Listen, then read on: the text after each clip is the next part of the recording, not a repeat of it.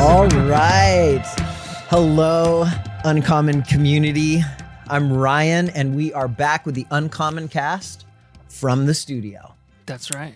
The studio is also a garage, which is why I'm dressed very warmly because it's 55 degrees in here. And that is very cold for the Southern California girl. I am Dawn, by the way, and excited to be here chatting with everybody today. I'm Cody. I also feel the need to talk about our I setting. don't want to talk about it anymore. This is a table that we made from a sign that was at our first event, which is really special. And I'm wearing double plaid, and Ryan's wearing double denim. Welcome. This is the Double Down podcast. I bet that's a different one. This is the Probably. Uncommon cast. Yeah, this is an Uncommon cast. You're in the Okay. right place. Here we go. I don't know where we're going this morning. Dawn, why don't you start us up? Start us off, Dawn. Here's the thing. I actually don't know of one single person that is like doing well right now. Like nobody that I know is like, man, things are going great. Life is good. I'm really enjoying this 12th month of COVID lockdown. And I just feel at my most creative, my most just full of life that I've ever felt. I don't hear anybody saying that right now. Right. People may have pockets of goodness and finding like appreciating the good amongst the bad of pandemic and the world being disappointed at you and you being disappointed in yourself. But then those are the only moments of good. No one's going, oh, it's all good. Right. No. Yeah. Some days I'm okay. I'm okay with it. I'm like, this is fine. We're doing it. And some days it's just the struggle bus. and I'm an Enneagram 9. And for those of you who don't know what the Enneagram is, it's like a personality typing test thing. And 9s go to 3 in health. And that's like productivity and like really killing it, you know? And I feel so unproductive. So that energy that I get from being productive and accomplishing things, it just hasn't been there for a long time. And it's really frustrating, you know? And so today, when we were talking a few days ago about like, okay, what do we want to podcast on? Do we want to have a guest? And I was like, why don't we like just do a check-in? And Ryan's like get coffee. And I'm like, yeah, but then we'll record it and other people can listen to it. So that's what we're doing. We're just checking in because it's rough. And I feel like there are some days, you're right, Cody, that you're like, I am nailing this thing. I am doing amazing at Zoom school and I know what I'm cooking for dinner. And I like, what do we even do? Anyways, then there's other days where you're like, I literally cannot think of food or wash a dish ever again. And everybody in my house needs, like, I just need to go hide in the bathroom for a while. I'm not doing okay. And it's been rough. It's been friggin' rough. I thought it would be good to just like circle the wagons and just like check in for a little bit because here's what I know about myself. When things are hard and I am not doing well, I assume that it's my fault. I assume that I'm probably the only one that can't get their shit together. I assume that everybody else has probably figured out how to do this by now. And I'm probably the only one that feels unmotivated and uncreative and like the actual life force has been sucked out of me. That's the story that I tell myself. And in those moments, I hear my friend Leanna, in her words, say, what if it's not hard because you're failing? What if it's just hard? And I don't think we often grant ourselves the grace of being like, yeah, it's just hard. Mm-hmm. And it's been hard. And there's not like a light at the end of the tunnel for when it's going to be easier. Yeah. Well, and for so long, I think going in, we're a year into pandemic. I think everyone, as you started, you were go, okay, this is going to be 1 to 3 months. Right. And that went, and then it's okay, 1 to 3 months again, it'll be summer. Yeah. Okay, and then it's going to be fall. Now it's going to be December. Mhm. And now it's going to be March and then June. And so that as the normality keeps getting pushed back, the optimism of this is just a short season begins to get old and make your heart weary. Yeah. And yeah, the more and more that you connect with people, those that you are connecting with, because some of our hearts feel so empty right now that we're just not being able to connect with people Yeah. enough, right? But when you do connect, you realize everyone is kind of in that same boat, Yeah. right? And not that there's any fix in talking about it, but there's connection when you talk about it. I went back to something I had written like actually a really long time ago, and felt like I was speaking to myself in those moments, like 3 years ago when I wrote it. And the idea that I had kind of written out was that we often hide the fact that we're struggling. We hide the fact that we're messy. We hide the fact that, fill in the blank with our own personal brand of shame that we like to heap on ourselves, because we assume that others would be repelled by the truth of who we are, the truth of our messiness, the truth of our shame. And in fact, I find that the opposite is true, but we don't often test the theory. See, I find that when we share about our own struggles, just like Ryan was saying, it doesn't fix it, but it does this amazing thing of making you feel less alone in it, which is maybe the most important thing that we can do for one another right now. Right? There's no, I don't have, frankly, the energy or the capacity to fix anybody else. I can't even fix myself. But what I can do is be real about my own struggles and then just sit with people in the mess for a little bit. And as an Enneagram 7, I don't like to sit in messes. I would much rather be optimistic and think we're just around the corner from some amazing thing. But I don't think it's true anymore right now. Well, and for us, like, I feel like we're all pretty optimistic people. Yeah.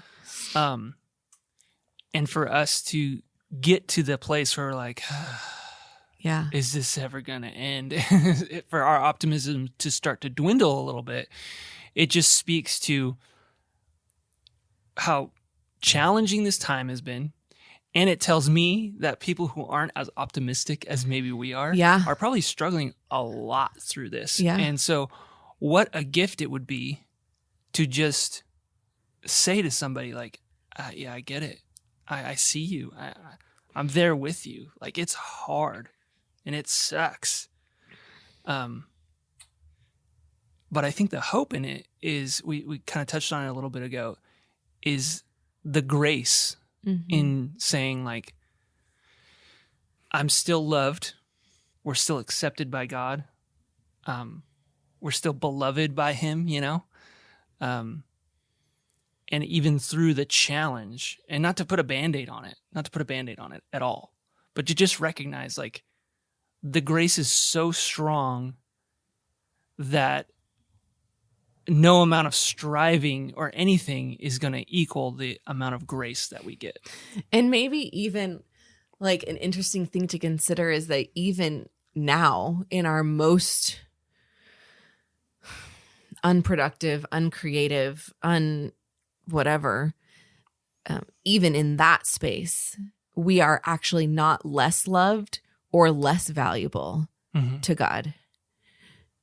Because it never was about how much we could produce or create or generate. Exactly. We just thought that it was. And so in stripping away all of the things that felt like we were climbing this ladder towards God's love and approval, all we can sit with is like, even now, God. Yeah. Yeah.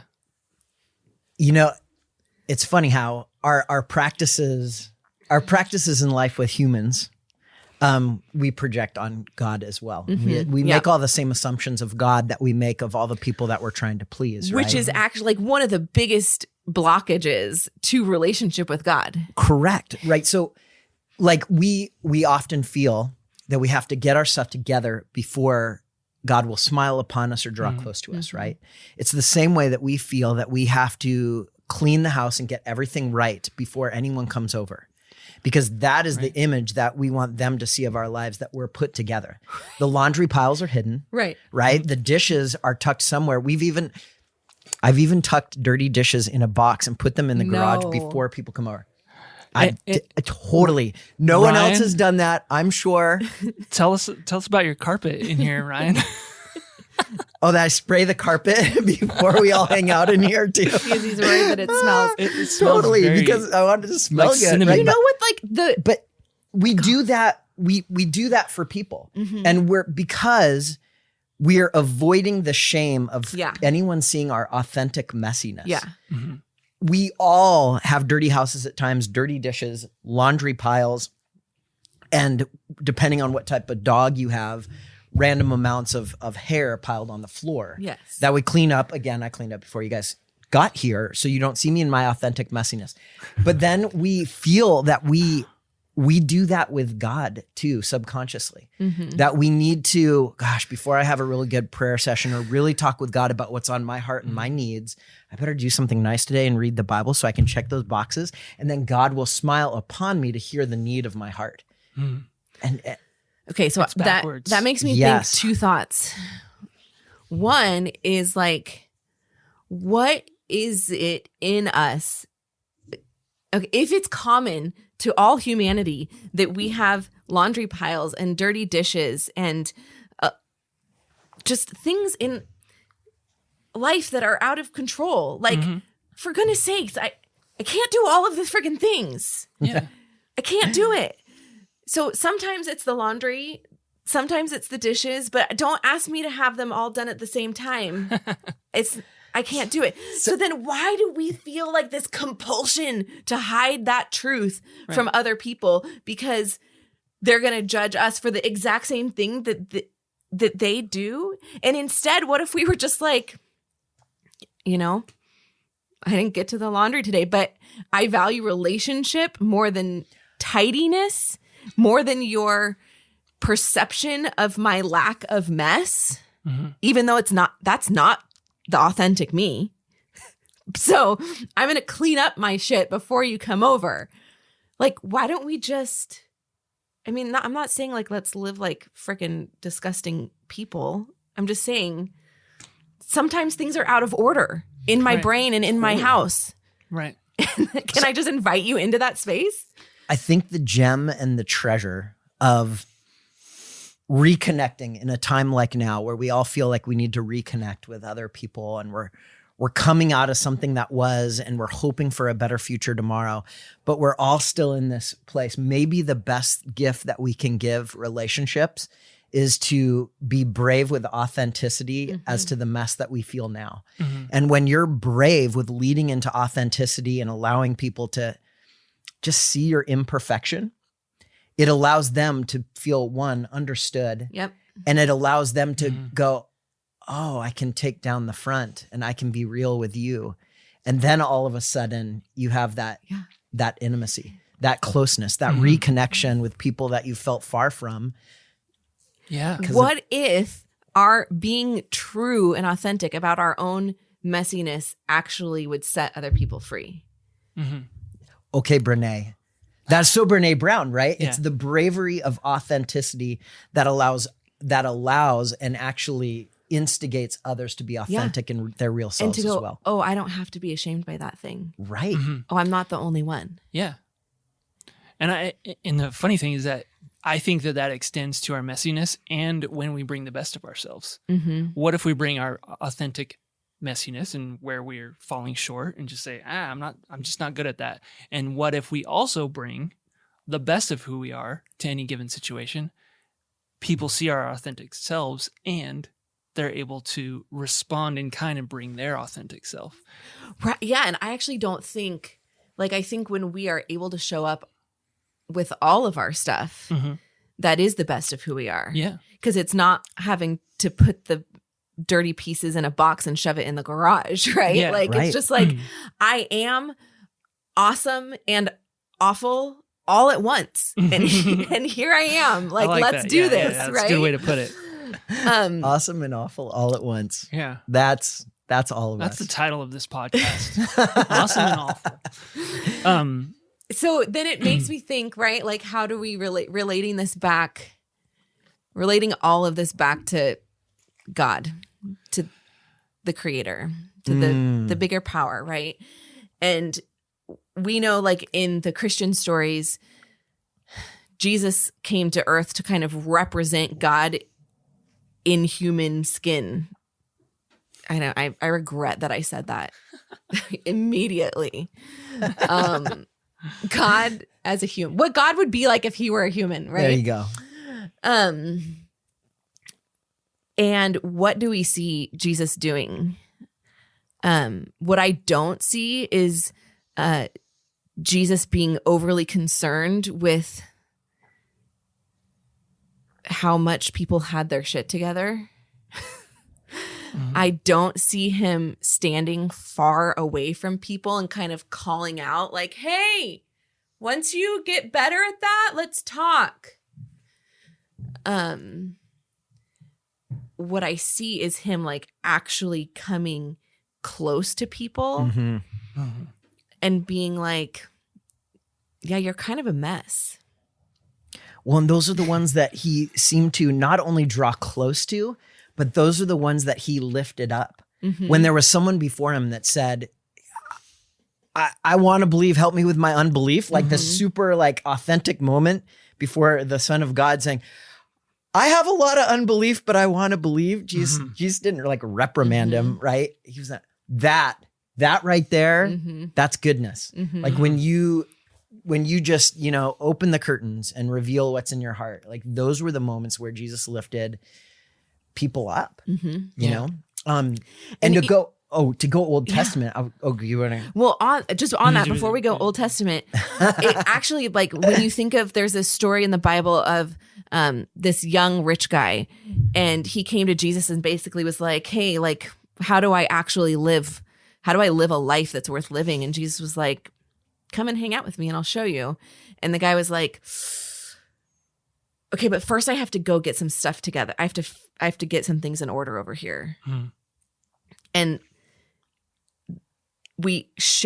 Jesus shares that story, or the writers of the gospel share that story to be like, Jesus wasn't interested in you going first to get your stuff in order.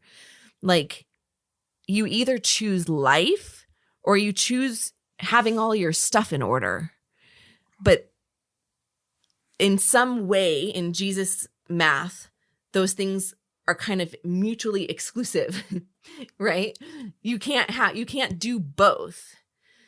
So I don't know, like that. I just want to sit with that thought for a second. Well, that's almost the same moment as like the Mary and Martha moment where, Jesus and the disciples, they're over at the house and Martha is just busy taking care of everyone. There's no fault in that. Like there's no fault in that. But Mary kind of like set aside the things to do and was just purely in the moment with Jesus.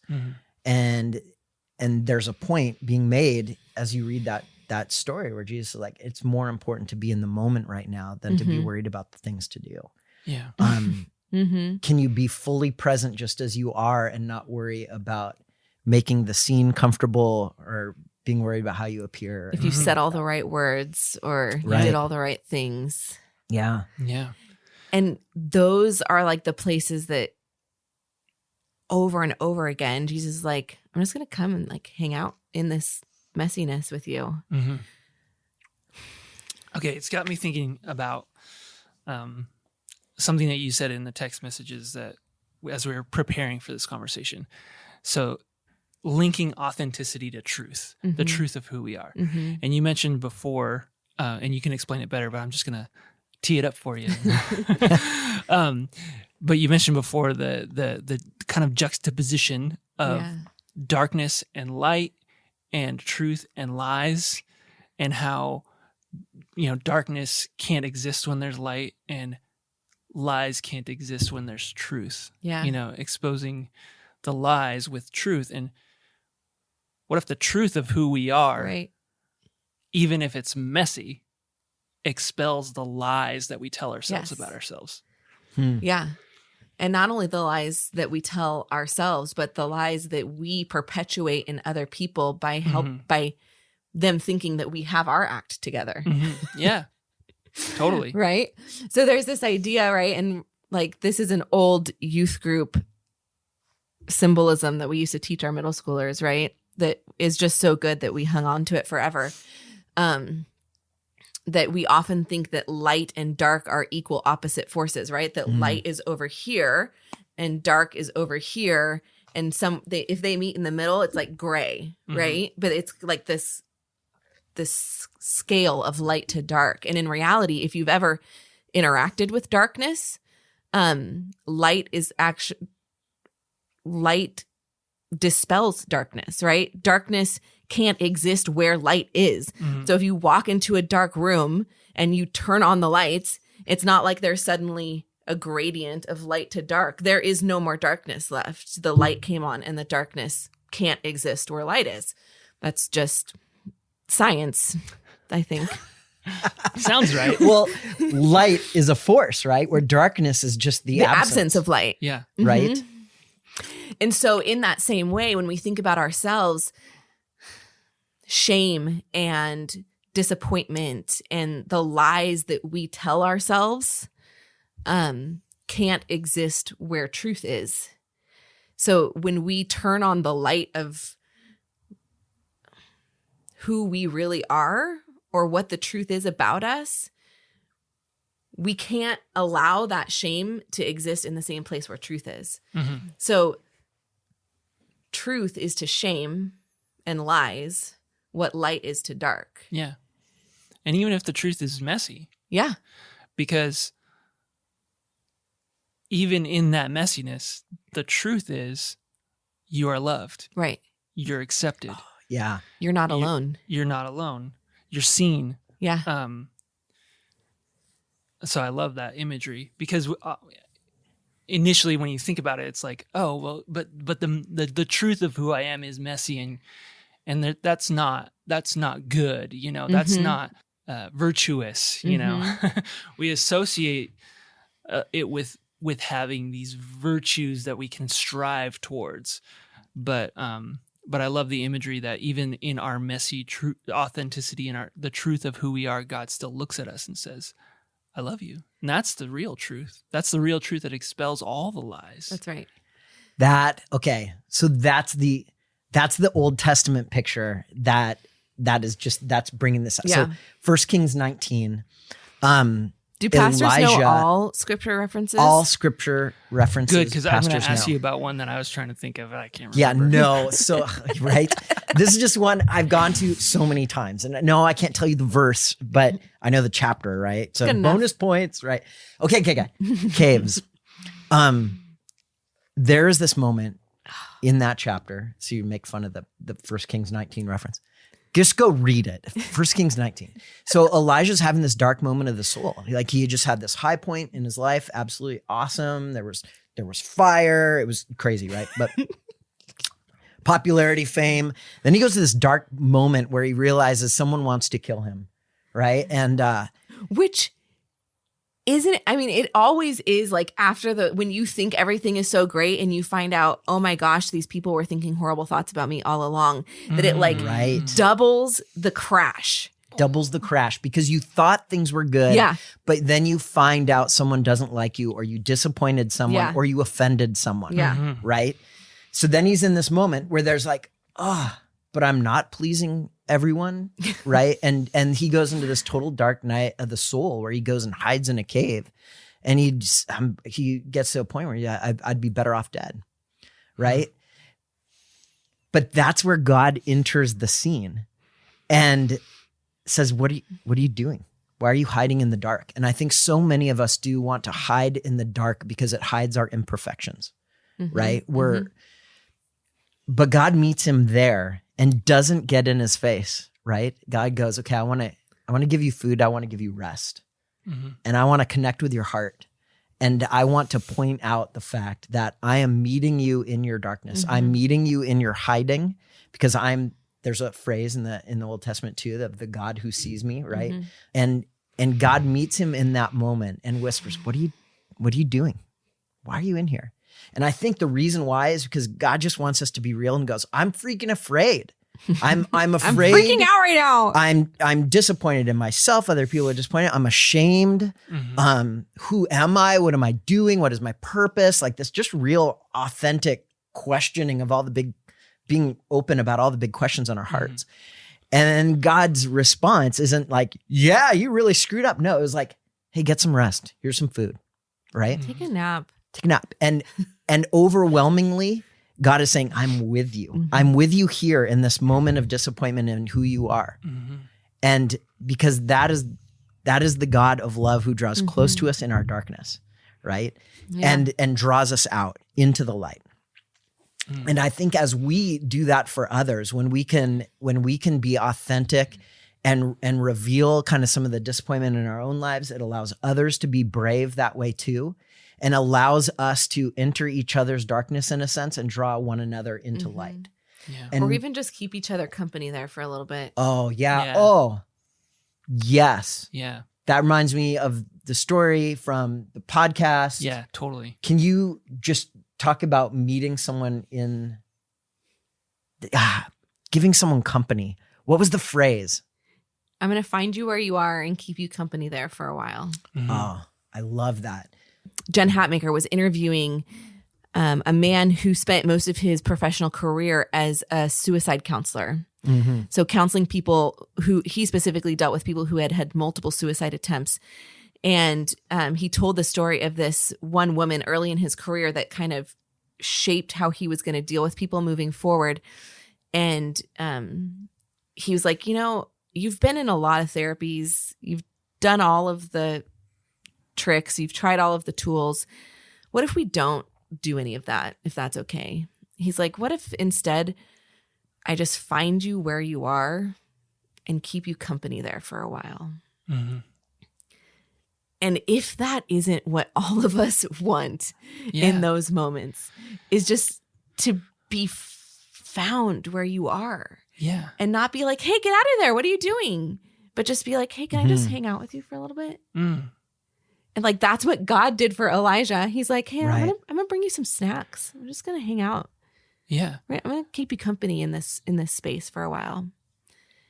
And what a gift to not only receive that, but to give that to others. It reminds me of that video of Brene Brown, second Brene. Oh, yes. I thought, yeah. Second Reference. Brene reference.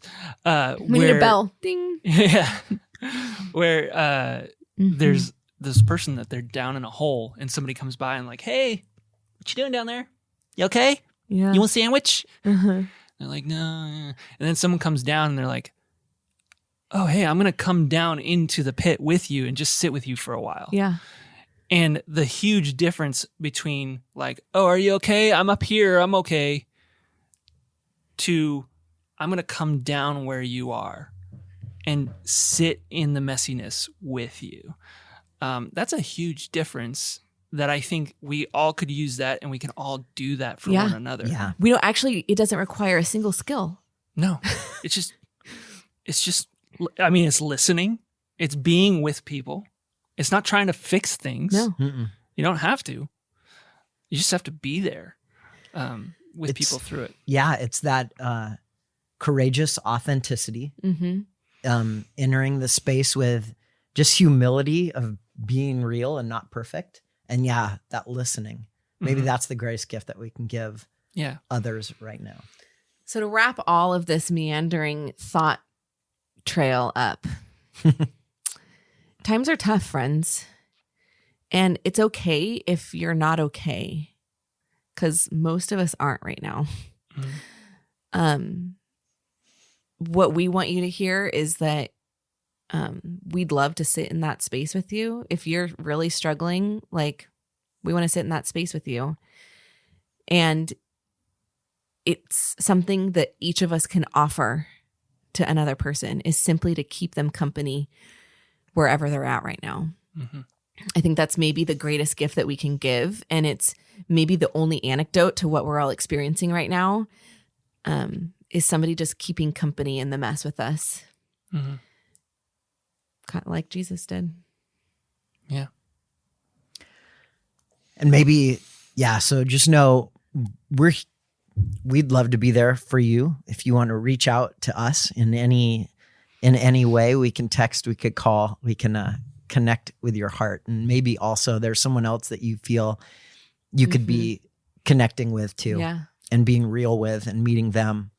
Not to fix them, but just to keep company with them where they're at. Amen to that. Yeah. Right on. So that we should wrap up. Mm-hmm. So if you want to get in touch with us, you can email us at hello@uncommongoodsd.com. It's there on the screen, right? But we love you guys. Seriously. We're in it with you. Yep, that's right. And remember, on that note, that you are loved. You are valued. And you belong. Talk to you next time.